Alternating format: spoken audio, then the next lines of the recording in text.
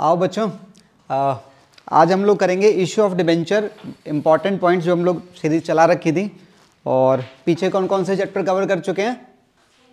पूरी पार्टनरशिप और शेयर्स। ठीक है, आज बात करेंगे इशू ऑफ डिबेंचर के बारे में।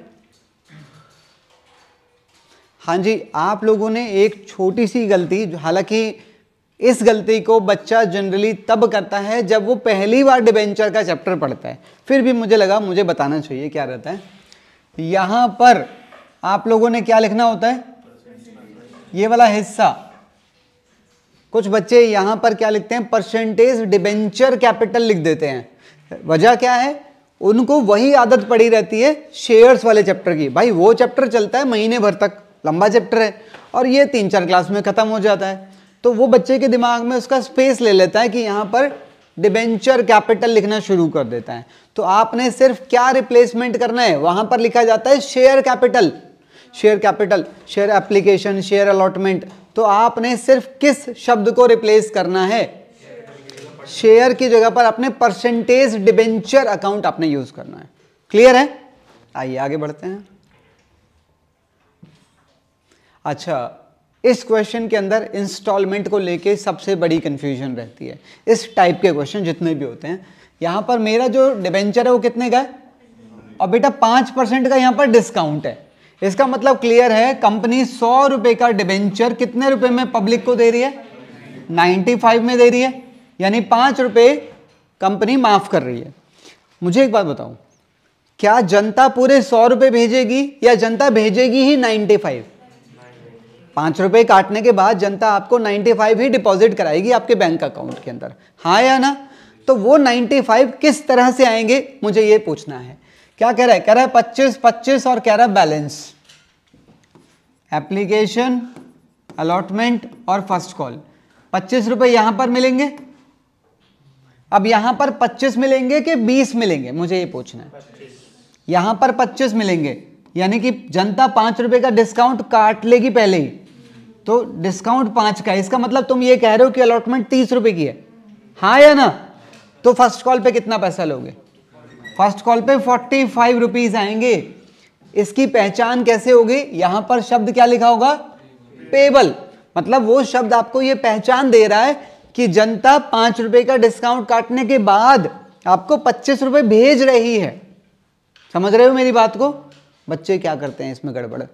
बच्चे 25 रुपए में से भी 5 रुपए माइनस करके 20 रुपए बैंक में लेते हैं। अच्छा, जब आप ऐसा करोगे तो बच्चे फिर इसकी वैल्यू को 50 रुपए भी करेंगे। जब आप ऊपर 5 रुपए घटाओगे तो वो 5 रुपए कहीं तो एडजस्ट करने पड़ेंगे, तो वो नीचे कर देता है 50 रुपए से। क्वेश्चन पूरा खराब। समझ गए आप गलती क्या रहती है? आगे बढ़ते हैं, आओ। देखो बेटा, ये आपकी सारी जो जर्नल एंट्री डली हुई है, ये एंट्री क्या कहलाती है? किस चीज की एंट्री है ये? इशू ऑफ डिबेंचर की। पर कभी कभार जब कंपनी अपना डिबेंचर डिस्काउंट पर इशू करती है या फिर बाद में रिडेम्पशन के टाइम पे प्रीमियम होता है, जैसे कि हम यहीं पर रिकॉर्ड कर लेते हैं, तो यहां पर एक नया अकाउंट हमारा आ जाता है। कौन से नाम से? या तो डिस्काउंट के नाम से डेबिट होगा या loss on issue of debenture के नाम से डेबिट होगा। अब आप सुनिए जरा, ये वाली दोनों एंट्री एप्लीकेशन की है, ये दोनों एंट्री अलॉटमेंट की है, ये दोनों एंट्री आपने यहां जाकर इस लॉस को राइट ऑफ करने की एंट्री पास करनी ही करनी है। अगर आपसे क्वेश्चन कह रहा है इशू की एंट्री डालो और इशू की एंट्री के अंदर यहां पर डिस्काउंट या लॉस है, तो क्वेश्चन अलग से नहीं बोलेगा उसको राइट ऑफ करने के लिए। समझ आ गई मेरी बात? तो डिस्काउंट को या लॉस को राइट ऑफ करने की एंट्री आप हमेशा पास करेंगे, चाहे क्वेश्चन उसके लिए बोले या ना बोले। डन? आओ, एक ये वाला क्वेश्चन है जिसमें आप लोग डिबेंचर इशू करते हैं वेंडर को। आपको पता है हमारा डिबेंचर वाला जो चैप्टर है वो 3 हिस्सों में बटा हुआ है। Main issue of debentures for cash, issue of debentures for non cash और issue of debentures as collateral security. तो यहां पर सेकंड टाइप के क्वेश्चंस के बारे में बात हो रही है, issue of debentures for non cash. तो नॉन कैश वाले क्वेश्चंस में आप लोग क्या जरूर शो करेंगे? नंबर ऑफ डिबेंचर्स, मार्क्स होते हैं इसके। और हमारे सब्जेक्ट की खासियत है एक, मैं तो हमेशा ये सलाह देता हूं कि भाई अगर आपको थोड़ा कुछ भी पता है ना किसी क्वेश्चन के बारे में, लिखाओ, छोड़ना तो है ही नहीं। कुछ भी पता हो लिखाओ, कुछ भी मतलब उस क्वेश्चन से रिलेटेड, कोई टेबल, कोई जानकारी, कुछ भी है लिखाओ, क्या पता क्या ही ठीक हो जाए। कभी कभार ना एक लिमिट को क्रॉस करने के लिए, मेरा मतलब पास होने के लिए, थोड़ा नंबर आगे बढ़ाने के लिए आपको ये स्ट्रेटजी अपनानी पड़ेगी, कोई ना कोई हिस्सा आपको अटेम्प्ट करना पड़ेगा। हर सब्जेक्ट में ऐसा नहीं है, हमारे सब्जेक्ट में स्टेप मार्किंग है, तो हम उस स्टेप मार्किंग का फ़ायदा लेंगे ना भाई, सही है ना। आओ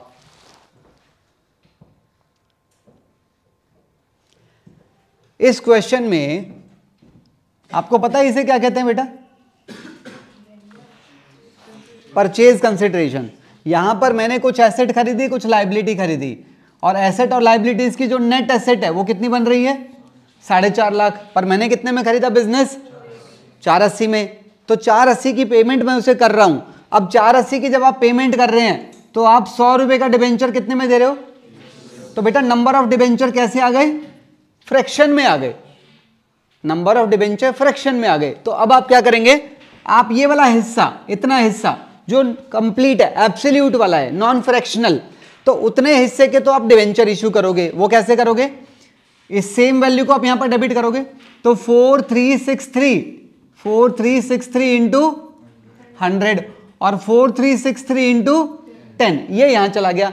बचा हुआ हिस्सा आपने कहां से देना है? कैश या क्वेश्चन अलग से नहीं बोलेगा कि फ्रैक्शन पार्ट की पेमेंट करो कैश में, अलग से नहीं बोलेगा।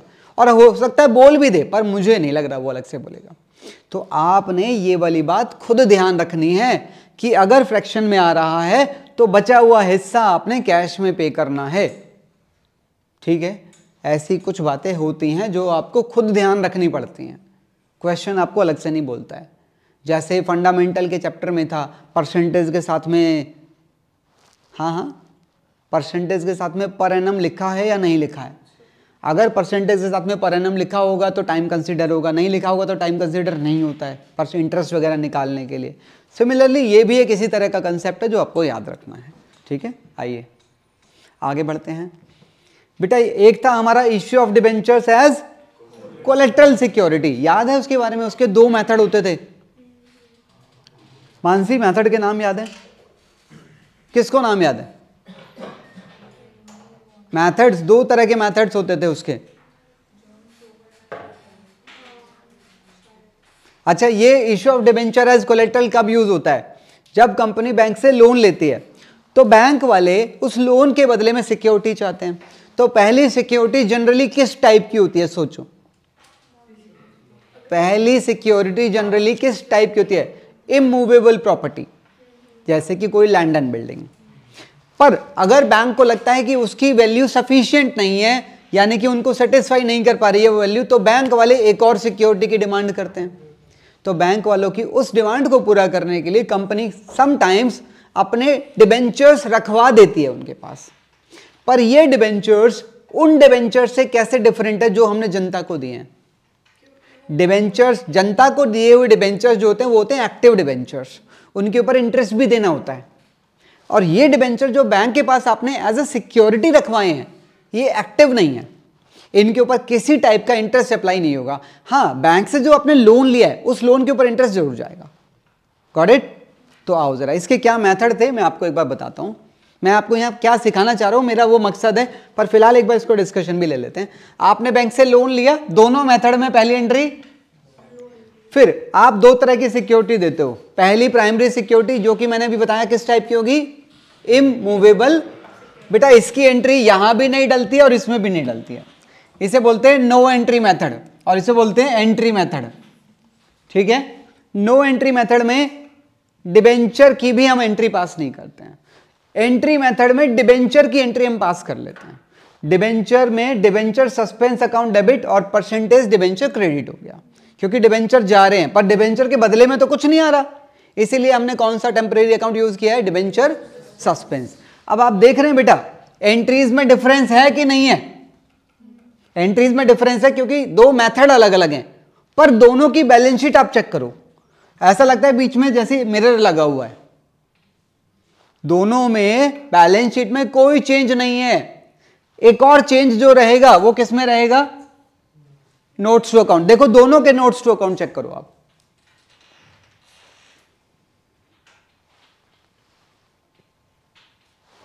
इसके नोट्स टू अकाउंट में सिर्फ इतनी इंफॉर्मेशन है, उसमें एक एडिशनल इंफॉर्मेशन जुड़ गई है, ये नीचे वाली बस। उसकी वजह क्या है? ये वाली जर्नल एंट्री। ठीक है, ध्यान रखेंगे। कंपैरेटिव शीट मैंने इसीलिए लगाई ताकि आप दोनों को एक साथ में देख सकें और दोनों में कंपैरिजन बना सकें। आगे बढ़ते हैं और देखते हैं क्या ऐसी जानकारी है इस चैप्टर के अंदर। Mistakes in balance sheet. देखो जरा, आप लोगों को जैसे कि अगर कभी कंप्लीट बैलेंस शीट बनानी आ जाए, हालांकि जिसके चांसेस ना के बराबर है, मैं तो साफ बता रहा हूं आपको, क्योंकि कंप्लीट बैलेंस शीट तो थर्ड बुक में ही नहीं पूछ पाता है, वो एनालिसिस वाली बुक में ही नहीं। तो इस चैप्टर में तो कैसे पूछेगा? इस चैप्टर का मकसद क्या है? डिबेंचर की जानकारी। तो भैया वो डिबेंचर की जानकारी तुमसे लेगा या बैलेंस शीट की जानकारी तुमसे लेगा? ठीक है, फिर भी मैं आपको एक बार सिर्फ सतर्क कर रहा हूं कि आप लोग तैयार रहें कि बेटा अगर कभी कंप्लीट बैलेंस शीट बनाने के लिए आ जाए तो इनका सीक्वेंस आपने चेंज नहीं करना है। चेंज का मतलब, अगर आपने ये जो नोट्स टू अकाउंट के सीक्वेंस लिखे हैं ना 1 2 3 4, तो इन्हें इसी सीक्वेंस में बनाना भी है और इसी सीक्वेंस में दिखाना भी है। मतलब 1 2, तो यहां पर 3 के, ऐसा ना हो कि ये 4 ऊपर कर दिया है। इनका सीक्वेंस और इनका सीक्वेंस सेम होना चाहिए, और ऐसे भी नहीं होना चाहिए यहां 1 यहां 2 और यहां 4 चल रहा है फिर 3 यहां कर दिया। ये गलत हरकत है। ये भी सीक्वेंस में होंगे और इसी सीक्वेंस में ये भी होंगे। क्लियर है? ध्यान रखना है इस बात का। ये बढ़िया है, बहुत बहुत बहुत इंपॉर्टेंट टॉपिक मानता हूं मैं इसे डिबेंचर का। मेरी नजर में ये इकलौता ऐसा टॉपिक है जो चाहे तो पूरा चैप्टर कवर कर सकता है अपने आप में। ठीक है, काफी जानकारी इसके अंदर चेक हो जाती है कि बच्चे को कितना पता है चैप्टर के बारे में। देखो, कंपनी ने यहां पर 100 रुपए का डिबेंचर 90 रुपए में दिया, यानी कि कंपनी को 10 रुपए का नुकसान है। अच्छा, जब कंपनी डिबेंचर इशू करती है तो कंपनी उसी दिन एक बात और बता देती है कि कंपनी इसके पैसे कब लौटाएगी और कितने लौटाएगी। तो कंपनी ने मान लो बोल दिया, कितने साल हो गए बेटा ये? 4 साल। कंपनी ने बोला 4 साल बाद देंगे, और कितने देंगे? 100 के बदले 20 रुपए एक्स्ट्रा देंगे। तो यानी कि कंपनी का टोटल लॉस 30 रुपए हो गया। 10 यहां का, 10 और 20 बाद का। अब मुझे बता दो, क्या कंपनी का नुकसान आज 30 रुपए हो चुका है? हो गया है। अगर नहीं हुआ है तो तुम इसे रिकॉर्ड भी नहीं कर पाओगे भाई। तुम्हें पता तो है, तुमने लिख के दिया है कि 20 रुपए फालतू देंगे, और अगर तुमने कमिट कर दिया है कि 20 रुपए फालतू देंगे तो तुम्हारा नुकसान हो चुका है। हाँ, पैसे नहीं दिए मैंने। नुकसान होना और उसके पैसे देना दो अलग अलग बातें हैं। नुकसान हो चुका है क्योंकि तुम कह चुके हो, और उसके क्योंकि पैसे देने बाकी हैं तो लायबिलिटी क्रिएट होगी। नुकसान डेबिट होता है और लायबिलिटी क्रेडिट होती है। दो अलग अलग चीजें डेबिट और क्रेडिट होंगी। हम एंट्री में चेक करेंगे ना, टेंशन क्यों ले रहे हो? आओ बेटा, यहां पर पैसे कितने मिलेंगे? तो पहली एंट्री आप 90 से डालोगे। आपने क्या यूज करना है? Application and. आओ जरा 90 को चेक करो। 90 यहां पर, यही वाले 90 आपके डेबिट हो गए, और 10 रुपए, और ये 100 रुपए आपके डिबेंचर के क्रेडिट हो गए। और जो बाद में आपने 20 रुपए फालतू देने हैं, वो 20 रुपए आपके लिए एक तरफ लॉस है और दूसरी तरफ लायबिलिटी है। तो देखो, लॉस डेबिट हो जाएगा और लायबिलिटी क्रेडिट हो गई। पहले चेक कर लो एक बार।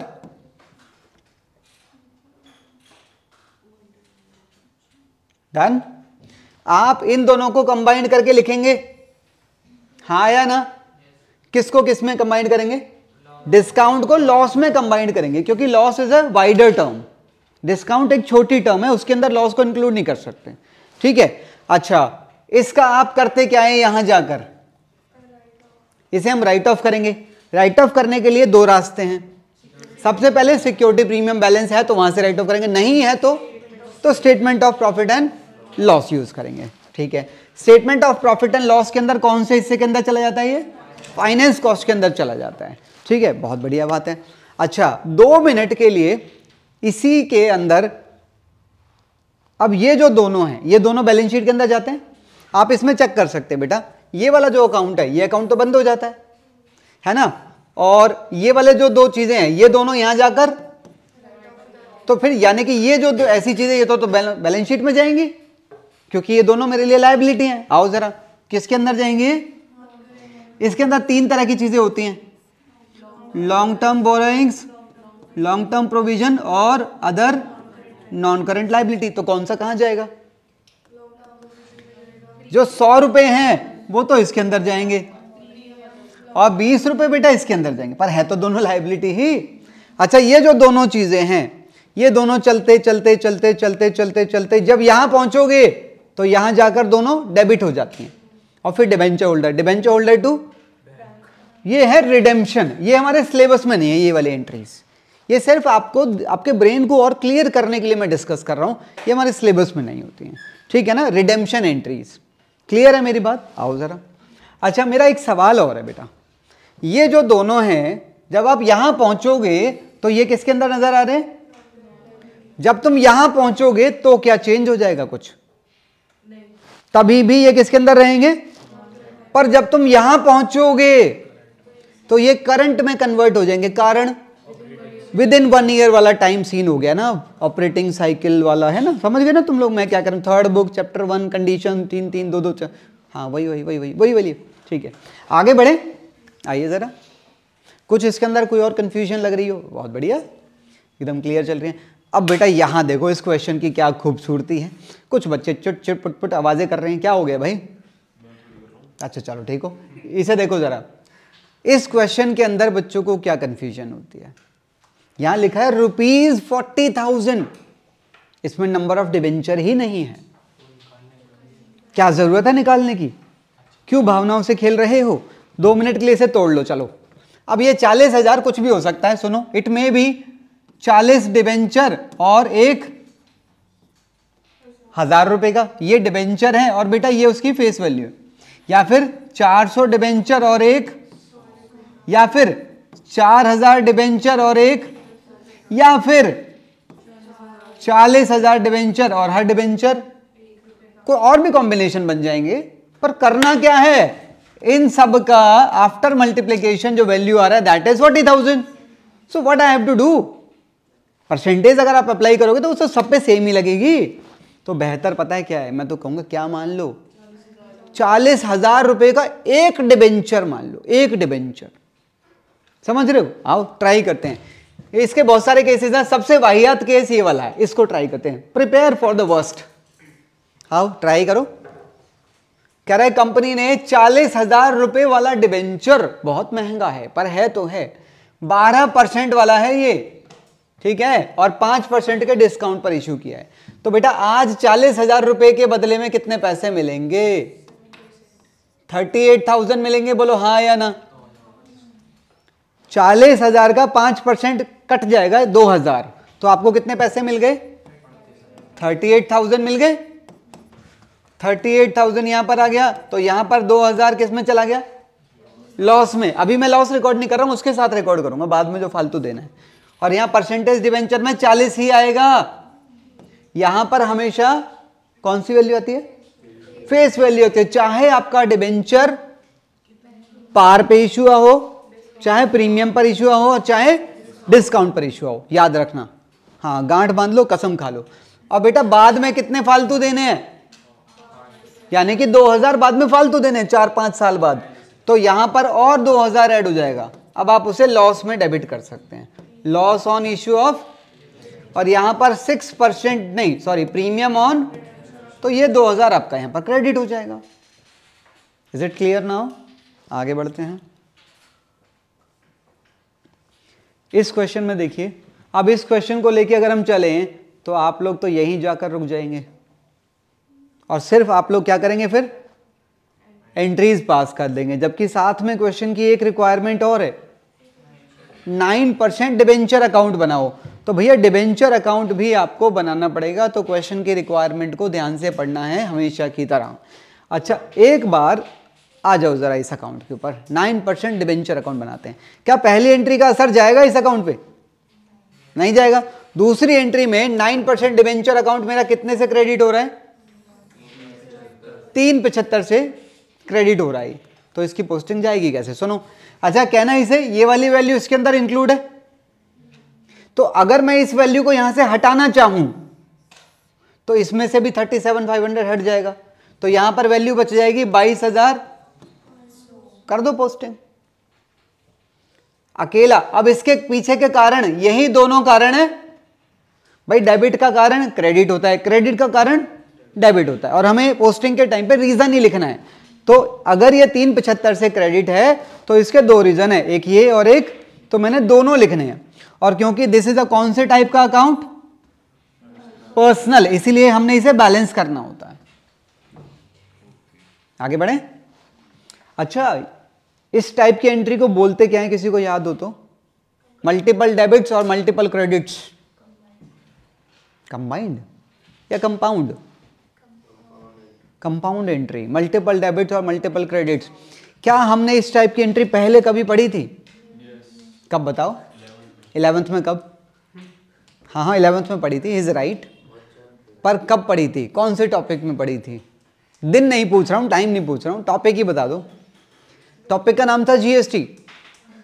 जीएसटी में इनपुट आउटपुट आते थे, डिस्काउंट भी आ जाता था, एक ही क्वेश्चन में कैश और क्रेडिट भी आ जाता था, तो वहां मल्टीपल डेबिट क्रेडिट्स आते थे। ठीक है, एनीवेज आइए।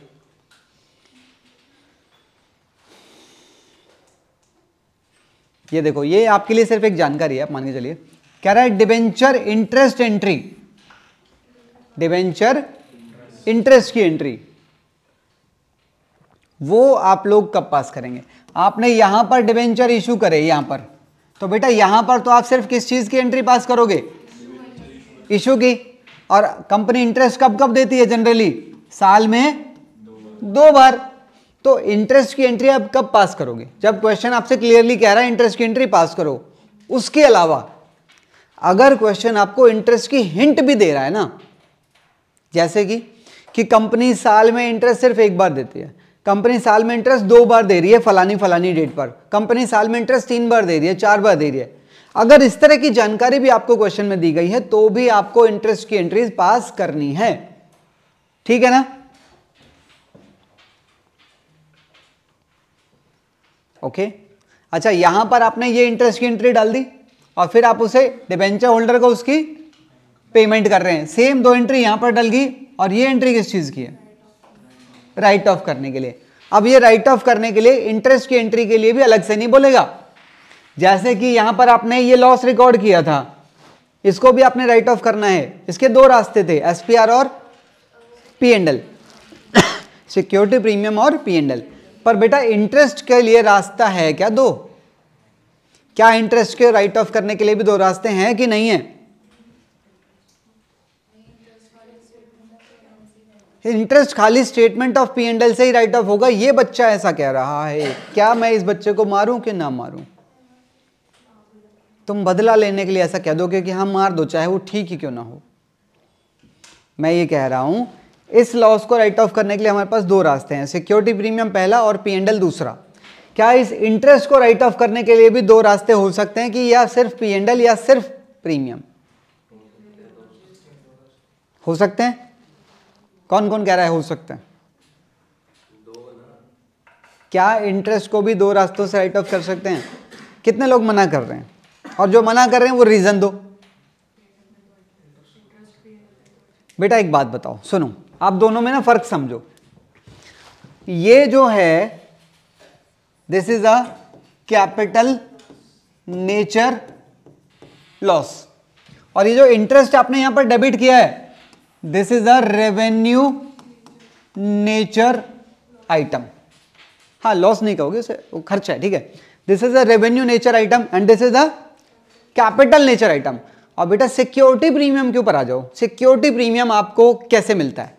जब कंपनी अपने शेयर या डिबेंचर फेस वैल्यू से, कंपनी के लिए गेन है, फायदा है, एक्स्ट्रा मिल रहा है, पर वो आपको गेन हुआ किस वजह से? शेयर महंगे दाम पर बेचने की वजह से। शेयर यानी कि कैपिटल, तो that is a capital nature gain. तो उसका उपयोग आप खाली कैपिटल नेचर के लॉस को राइट ऑफ करने के लिए कर सकते हैं, इसको राइट ऑफ करने के लिए नहीं कर सकते आप। This is a revenue nature item which should be charge to profit and loss account. तो आप इसे सिर्फ P&L से राइट ऑफ करेंगे और इसे दो रास्तों से राइट ऑफ करेंगे, ठीक है। Interest accrued and due, interest accrued but not due, भूल गए? हाँ, बहुत इंपॉर्टेंट है। आइए जरा बताता हूं। देखिए, कंपनी ने यहां पर बेटे कितने डिबेंचर इशू करे हैं और कितने परसेंट वाले हैं, और एक कितने गए? अच्छा, और कह रहा है कंपनी इंटरेस्ट दो डेट पर देगी, एक तो 30 जून को और एक 31 दिसंबर को। देखो, एक इंटरेस्ट यहां पर मिलेगा, फिर इंटरेस्ट यहां पर मिलेगा, अगला इंटरेस्ट बेटा यहां मिलेगा, और फिर उससे अगला यहां पर मिलेगा। सर 6-6 महीने के गैप पे है ना, आप देख सकते हैं। हालांकि यहां पर 3 महीने ही पास होंगे, पर यहां पर 6 महीने आ गए, और फिर यहां से यहां पर फिर से 6 महीने आ गए, ठीक है। अब इसमें सवाल यह है कि जब आप यहां पर इशू की एंट्री डालोगे तो यहां पर आप सारी वैल्यूज लिख देते हो, यहां पर कौन सी वैल्यू लिखी जाएगी? 1000 इंटू, तो यहां पर आपने लिख दिया 1 लाख। आपके डिबेंचर की जो फेस वैल्यू वो 1 लाख ही है बेटा। यहां पर इंटरेस्ट जो निकालोगे वो 3 महीने का तो निकलेगा। कैसे? 1 लाख का 8% 3 महीने के लिए, तो वो कितना आया? अच्छा, मुझे ये बता दो, मान लो मैंने ये डिबेंचर लक्की को दिए हैं, ठीक है, तो क्या लक्की आज अपना इंटरेस्ट मांगने के लिए आ सकता है कि नहीं आ सकता है? आ सकता है ना। यानी कि ये जो इंटरेस्ट है 2000 रुपए का, इसका टाइम पीरियड बीत भी चुका है, मतलब खर्चा हो चुका है, और इसकी पेमेंट की डेट भी आज है। So this is interest accrued and due. Clear है? आगे बढ़ते हैं। फिर यहां से लेकर यहां तक का इंटरेस्ट जो कि कितना बनेगा? 1 लाख का 8% 6 महीने के लिए कितना बन रहा है? अच्छा, क्या लक्की इसके लिए भी आ सकता है? क्योंकि मैंने बोला था अपने पैसे ले जाना इस डेट पर, तो ये भी इंटरेस्ट अक्रूड भी है और ड्यू भी है। आगे चलो, अब यहां से जब मैं यहां पहुंचूंगा, क्या लक्की आज इंटरेस्ट मांगने आ सकता है? इसके लिए नहीं आ सकता। इसके लिए वो कब आ सकता है? यहां पहुंचकर इकट्ठा 6 महीने के लिए मांग सकता है। पर मैं कह रहा हूं इस 3 महीने का भी मैं रिकॉर्ड तो करूंगा कि नहीं करूंगा? क्यों रिकॉर्ड करूंगा? क्योंकि वो इसी साल का खर्चा है, दोबारा थोड़ी आऊंगा रिकॉर्ड करने के लिए। तो बेटा इसे क्या बोलेंगे? This is interest accrued but not due. इसके लिए वो नहीं आ सकता पैसे मांगने। समझ गए मेरी बात को? तो इंटरेस्ट अक्रूड क्या होता है? जिसका टाइम बीत चुका हो, और ड्यू वो होता है जिसकी डेट ऑफ पेमेंट आ चुकी हो। ठीक है, आप इसे एक बार यहां से रीड कर लीजिएगा, अभी मैं आपको टाइम दे दूंगा। अभी जरा इसके बारे में कुछ सवाल और हैं। अच्छा, इसके कंपनी को पैसे देने चाहिए और इसके भी पैसे देने चाहिए। एंट्री क्या होनी चाहिए पेमेंट की? Debenture holder to. मान लो कंपनी पैसे दे नहीं रही है, इसके पैसे देने के लिए तो कंपनी जिम्मेदारी नहीं है अभी, है कि नहीं? तो बेटा यानी कि कंपनी के लिए तो तीनों की तीनों लायबिलिटी है, हाँ या ना? तो तीनों की तीनों यानी कि interest accrued and due, interest accrued, हाँ, तो ये कहां नजर आएंगे बैलेंस शीट में? लायबिलिटी साइड में। करंट लायबिलिटीज के अंदर कई हिस्से होते हैं, अदर के अंदर नजर आएगा वो।